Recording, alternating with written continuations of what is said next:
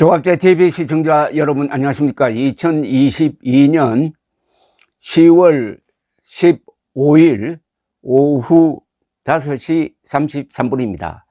이 세계 정세를 좁게 보는 방법도 있지만 넓게 보는 방법도 있습니다. 좁게 보는 것은 CNN 뉴스를 틀면 나옵니다. CNN 기자들이 우크라이나 전선에서 포성이 들리고 바로 눈앞에서 크루즈 미사일이 날아가고 총을 맞아 쓰러지는 병사가 있고 하는 그 속으로 들어가서 보는 그런 세계가 있는가 하면은 저처럼 여기 한참 멀리 떨어져 가지고 이 신문을 보면서 인터넷을 검색하면서 세계 정세를 보는 방법도 있습니다. 하나는 나무를 보는 방법이고 저는 숲을 보는 것이죠. 이렇게 넓게 보는 것을 어떻게 보면은 거시적 관점이라고 볼 수도 있고 시간을 기준으로 하면은 역사적 관점이라고 볼 수가 있습니다.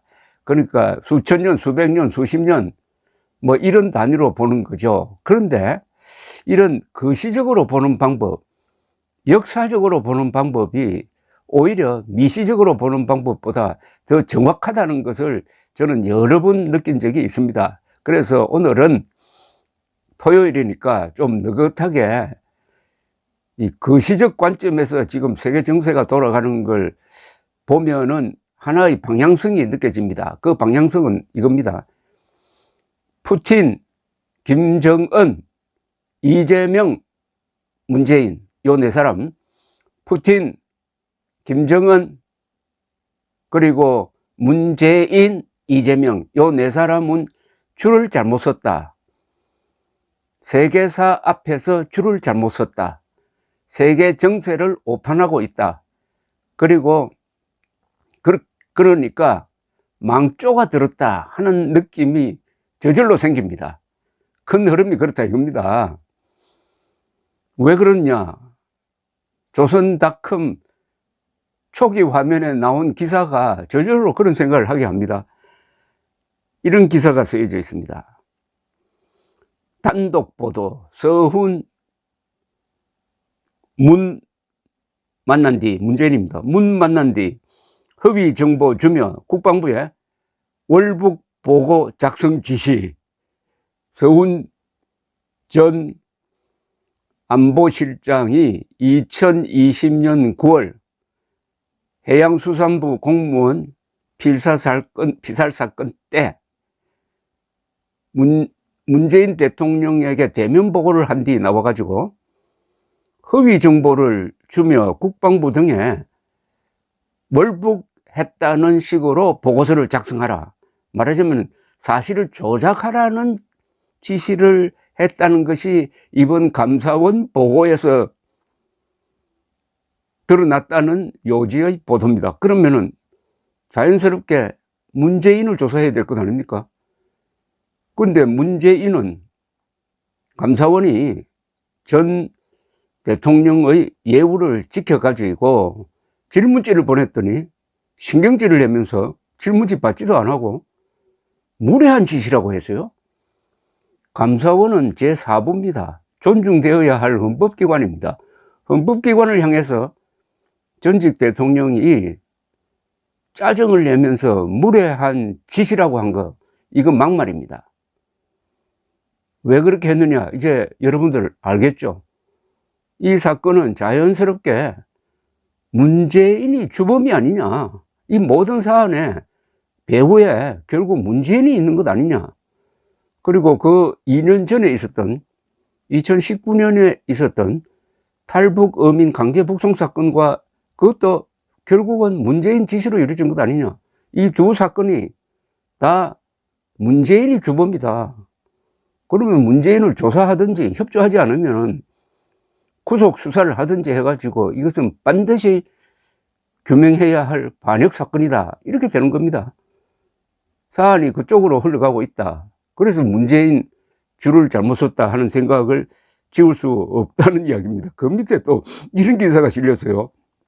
북한 150대 출격 선전했지만 고철 전기 전투기를 띄우다가 추락도 했답니다. 요사이 한미일 합동훈련을 동해에서 하니까 발끈해가지고 김정은이가 미사일 쏘고 비행기 띄우고 하는데 이게 다 공짜가 아닙니다. 어마어마하게 돈이 듭니다. 미사일 한 발 쏠 때마다 수십만 달러, 수백만 달러, 어떤 건 아마 수천만 달러 들 겁니다. 비행기가 뜨면은 그 아까운 기름 쓰게 되어 있지 않습니까? 그런데 비행기를 띄웠더니 고철이라서 떨어진 것도 있답니다. 이건 또 뭘 이야기하느냐? 김정은이가 역사 앞에서 줄을 잘못 섰다. 지금 저렇게 몸부림치고 있는 데 대해서 우리는 충분하게 대응은 해야 됩니다. 문재인식 대응이 아니라 윤석열식 대응이 지금 먹히고 있습니다. 그건 한미일 동맹입니다. 그러니까 과거보다 더 발끈한 거죠. 과거에는 한미훈련도 제대로 하지 않았는데 이번에는 한미훈련에다가 일본까지 끼워가지고 한미일 훈련을 하니까 이게 3배로 더 신경질이 난 모양입니다. 그런데 이런 식으로 해가지고 뭐 어떻게 하겠다는 겁니까? 저걸 정말 핵을 쓰겠다는 겁니까? 핵무기라는 것은 쓸 수 없는 무기라는 게 요사이 점점 굳어지고 있습니다.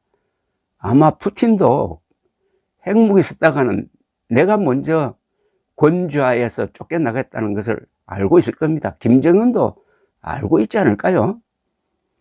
그러니까 이런 헛발질을 해댄다.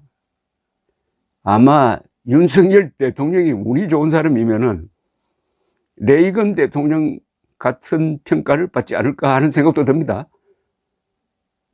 레이건 대통령이 소련 동구 공산제국을 무너뜨린 사람으로 알려져 있습니다. 레이건 대통령도 현직 때는 욕을 많이 먹었습니다.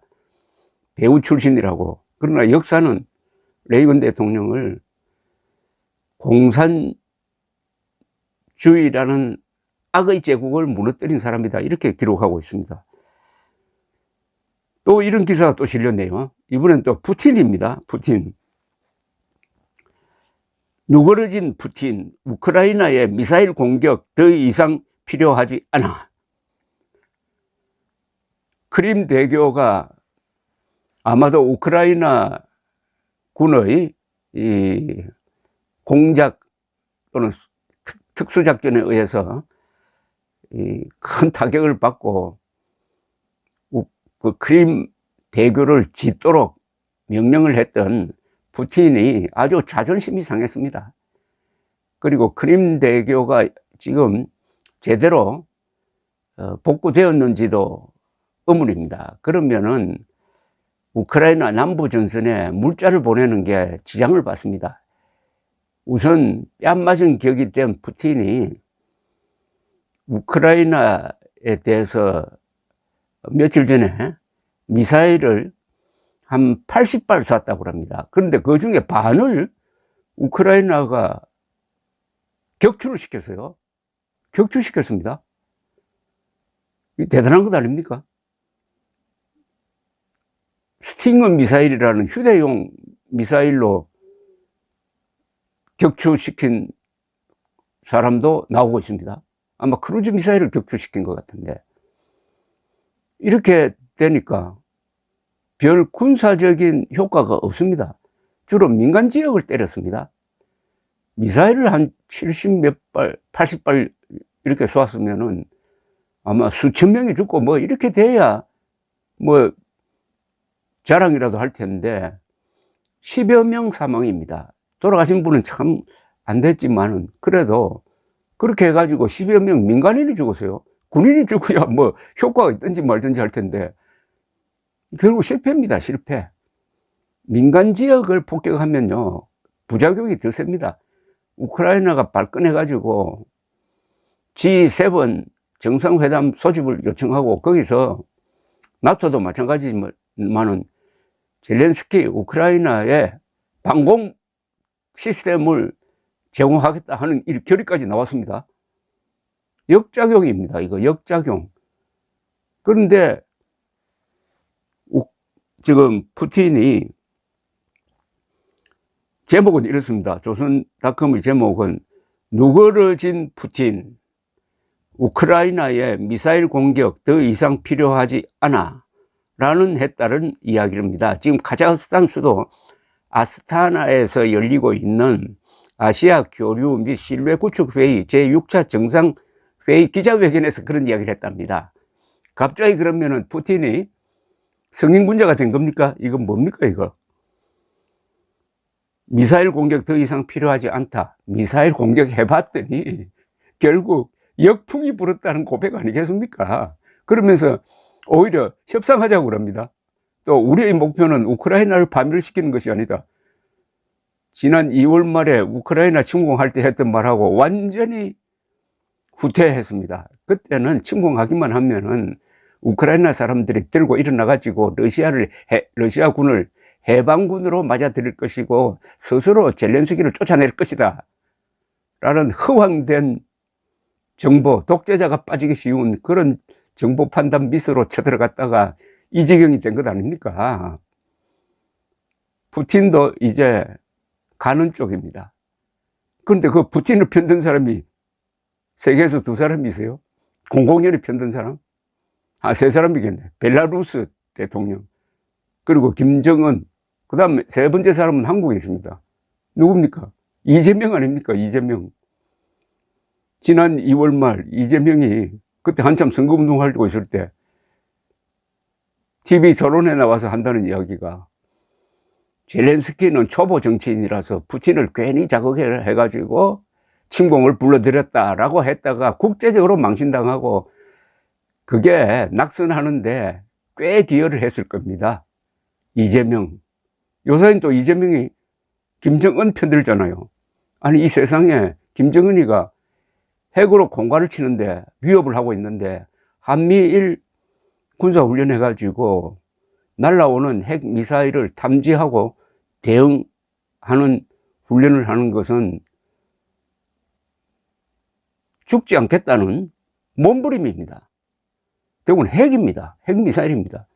그런데 김정은을 욕하지 않고 윤석열 대통령이 왜 일본을 끌어들였느라고 이렇게 욕을 하는 이재명, 결국 이 사람도 누구 앞에 편을 들고 누구를 지금 지원하고 있는 겁니까? 결국 푸틴, 김정은을 사고 도는 문재인, 그리고 문재인과 김정은을 편드는 이재명, 이렇게 엮여버린 것 아닙니까? 그래서 역사는 지그재그로 가는 것 같지만 전체적으로 보면 시간이 걸리더라도 정의를 구현하는 쪽으로 가고 있구나 하는 생각이 드는 것입니다. 아마도 지금 큰 역사의 전환점이 지금 서서히 우리 눈앞에 다가오고 있는 것 아니냐는 생각이 드는데, 이것은 국제정세의 변화입니다. 지금 죽을 쓰고 있는 사람이 누굽니까? 푸틴, 김정은, 또 하나 제가 언급하지 않는 세력이 있습니다. 이란입니다.